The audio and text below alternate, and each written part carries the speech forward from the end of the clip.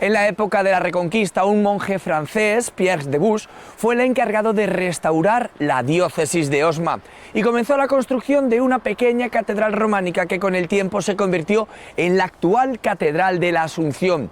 La hizo a las afueras de la localidad de Osma y allí fue también cuando comenzó la historia de otra localidad, el Burgo de Osma.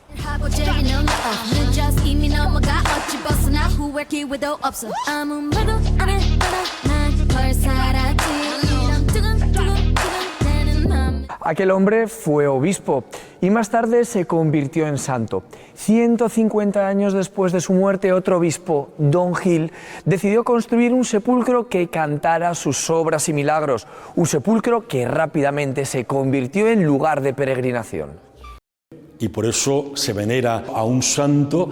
¿Para qué? Fundamentalmente para pedir favores. En la tapa, en la figura yacente del santo obispo de pontifical, están representados ángeles que eran las virtudes del santo, pero sobre todo llama la atención todos esos personajes, esa muestra de personajes que acuden al sepulcro para buscar ese favor, y hay tullidos, hay incluso personas que tienen que ir transportadas en un carro porque no se valen por sí mismas, con los muñones al aire. Todo ese conjunto de personas que se curaron acudiendo al sepulcro, alentadas por muchos rescriptos, por muchos privilegios, tanto episcopales como confirmaciones de bulas papales, que lo que hacían era incentivar precisamente esa peregrinación hacia el sepulcro, de tal manera que acudían cantidades innumerables de peregrinos, de devotos, que tenían la esperanza de ser curador de sus males.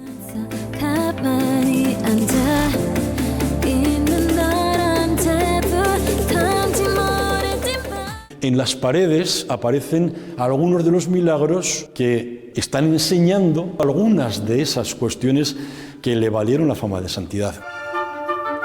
Todas estas figuras que vemos ahora en piedra estaban todas policromadas, para hacer más verosímil la representación, para hacer más fácil a quien lo contempla lo que está comunicando el escultor mediante esa policromía añadida, para conseguir que se llegue al fiel de forma directa y eficaz. Por ejemplo, en toda esta parte está representado el fallido atentado del alcaide de la fortaleza de Osma. Aparece como San Pedro perdona precisamente al alcaide de haber intentado acabar con su vida. Dios protege a los justos. Buena parte de la población de entonces lo que tenía era esto, no sabía leer en los textos. Y esto era mucho más fácil de llegar por la vista. Un cómic coloreado es mucho más atractivo que un cómic en blanco y negro.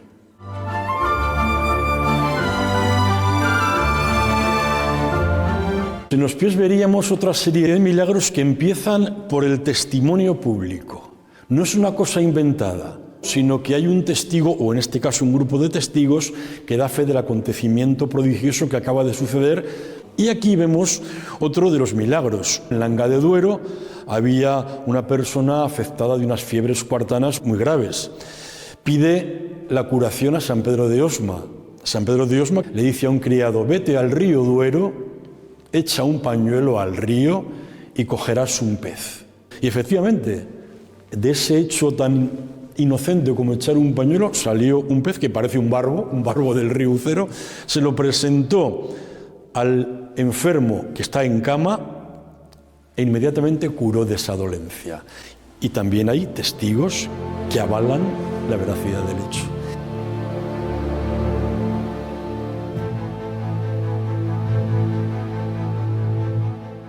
Esta representación cumplía eficazmente esa función didáctica de transmisión de la idea, porque esto hay que acompañarlo con los sermones, con las predicaciones que sobre los prodigios del santo escuchaba en los recintos sagrados. Estamos en este caso, ante uno de los sepulcros de la escultura policromada funeraria más representativos que podemos encontrar en Castilla y León, sin duda alguna. Nos sirve para poder reconstruir también de manera más precisa esa mentalidad, esa forma de pensar, esos criterios de representación en relación con la forma de pensamiento y con la vivencia, con la creencia y con la mentalidad de cada momento.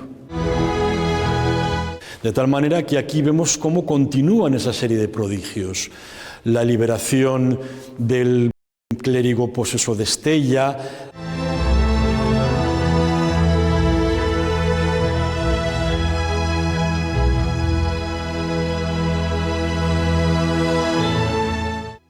La liberación de un clérigo también injustamente apresado en San Esteban, el milagro de Fresnillo de las Dueñas. La muchedumbre tiene necesidad de agua. Entonces lo que hace San Pedro es, en una encina, en un árbol, dar con el báculo y de una rama de la encina sale agua. Muy curioso como uno lo utiliza como aguamanil, ¿no? Y finalmente a la derecha tenemos la muerte de San Pedro de Osma en Palencia, asistido por el obispo Pedro de Agen, cuando, como hemos dicho, venía de las honras fúnebres del rey Alfonso VI de Sahún.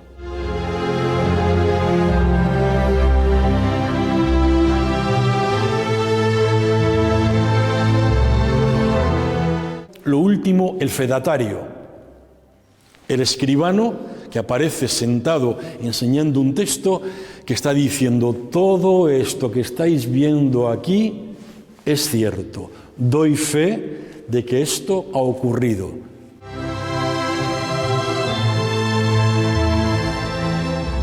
El color da vida a la representación y hace más fácil la captación del mensaje. El paso de la televisión en blanco y negro a la televisión en color, ese impacto de captación, de percepción visual es fundamental, porque el color ayuda a esa capacidad de transmisión y hace más corto el recorrido entre el emisor y el receptor.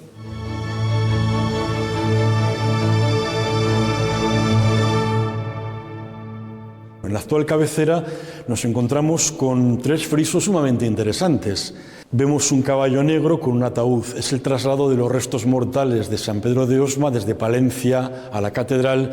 En la franja intermedia nos encontramos con una escena curiosísima. Esto es un alegato contra la corrupción, evidentemente, contra la corrupción política, contra todo tipo de corrupción. La expulsión del obispo simoníaco. Un obispo simoníaco es aquel que ha ganado la cátedra episcopal no por sus méritos, sino por compra del cargo.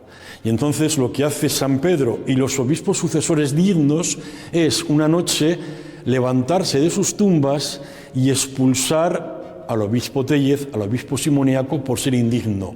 Y en la parte superior, una escena de género. Estamos en una zona pues, de viñas, de vino.